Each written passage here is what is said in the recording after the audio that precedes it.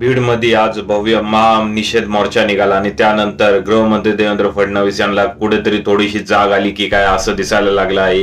त्यांनी आदेश दिले आहे सीआयडी व पोलिसांना की जे फरार आरोपी आहेत त्यांची संपत्ती जप्त करा.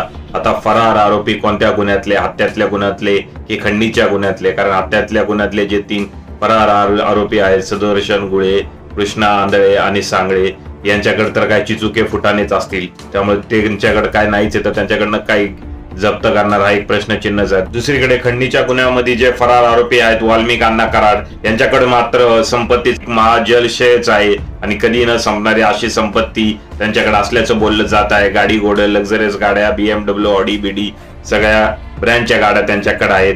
त्यामुळे त्यांची संपत्ती जप्त करण्याचे आदेश दिले तर पोलिसांना, सीबीआयला काहीतरी जप्त केल्यासारखं वाटेल. यावर काहीच स्पष्टता फडणवीस यांनी दिली नाही तरी ठीक आहे, काहीतरी आदेश तरी दिलेत हेच आपण म्हणूया.